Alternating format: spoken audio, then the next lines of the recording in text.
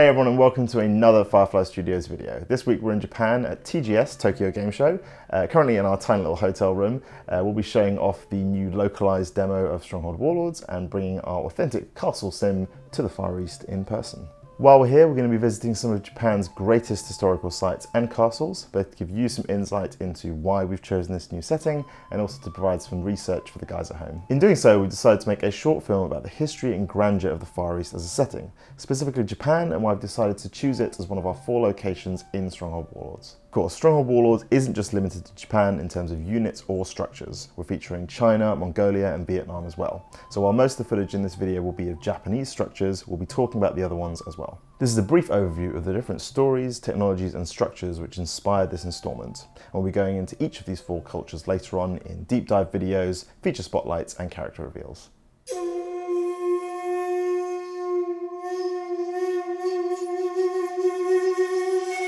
First of all, we have the 4 very different cultures and nations that we're going to be touching on in Stronghold Warlords and visiting both in location shooting like this and in the game itself.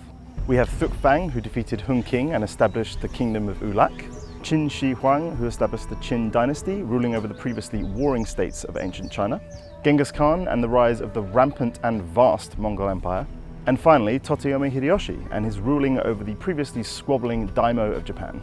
From the story of Thuk Fang's golden turtle to Hideyoshi's peasant to general ascendants, these characters and countries have fascinating stories that we can utilise in our in-game campaigns. These are key players in the progress and even formation of these countries and nations, and we're keen to share this exciting new slice of history with Stronghold players everywhere. We've already visited some amazing castles, conflicts and characters in the Stronghold series, but it feels like the Far East can match up to medieval England and the Crusades in the Middle East in almost every regard.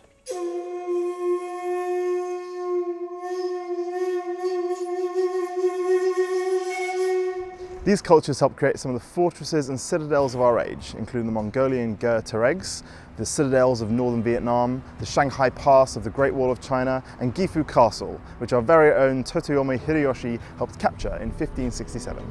Structures like these were meant to impress and intimidate, and while each had its own isolated design philosophy, fortifications and construction method, we put together a list of the greatest citadels of this time for you to use as your base of operations. We're also making changes to how you build and fortify your stronghold as covered previously in our Troops and Walls video. But rest assured, while your stronghold may look considerably different to how it did in medieval Europe or the Middle East, you'll feel right at home with the classic grid-based system.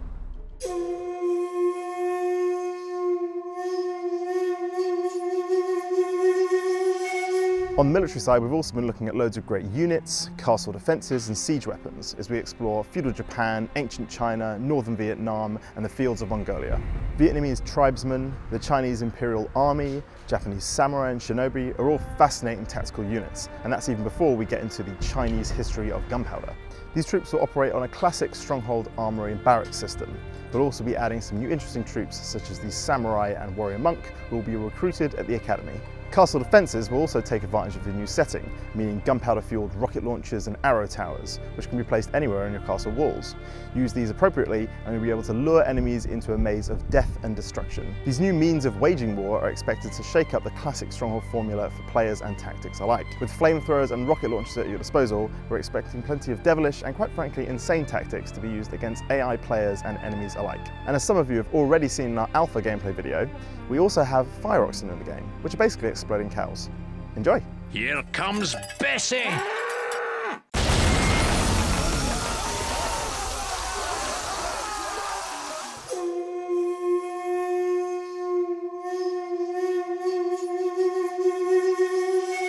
It's not just castles and siege defences that are getting a revamp in Stronghold Warlords. We're fully committing to the East Asian setting, which means a brand new economy to build and customise.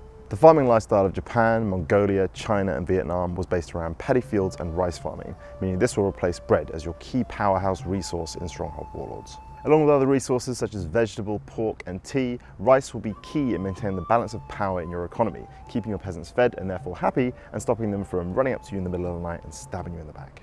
While keeping your granary full and bountiful will be essential for castle upkeep, there are also various industries that you need to protect, such as bamboo, gunpowder, and indeed that classic stronghold resource, stone. Familiar territory for our classic stronghold players, such as the stone quarry and iron mine, will be reworked by our 3D artists based on inspirations from sketches of the time. But we'll also be featuring brand new resource chains in the game and the buildings that go along with them, such as saltpeter mines and gunpowder workshops.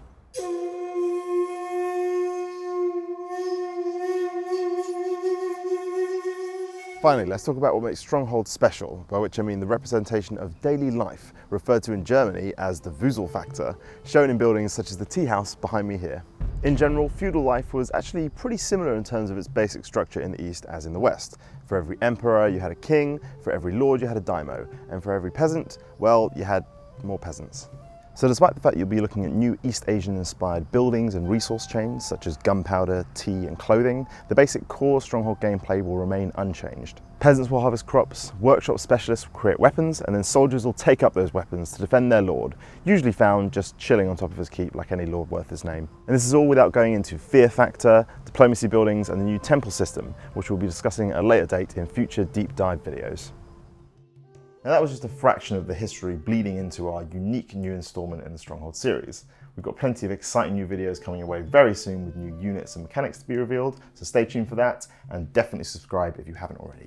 If you have any questions about Stronghold Warlords or want to learn more, you can join the Stronghold Discord, which has the link in the description below. You can even join one of our 3 teams led by myself, Aaron and Natasha. Join Team Horde. And also, of course, get updates from our production team, I guess. Until then, please do wish this Stronghold Warlords on Steam. It makes a huge difference to a small team such as ours, and you'll be the first to know when it comes out in 2020.